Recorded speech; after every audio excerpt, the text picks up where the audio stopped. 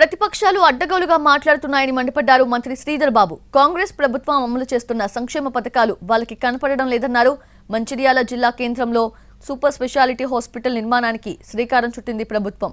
మంత్రులు దామోదర రాజనరసింహ, శ్రీధర్ బాబు భూమి పూజ చేశారు.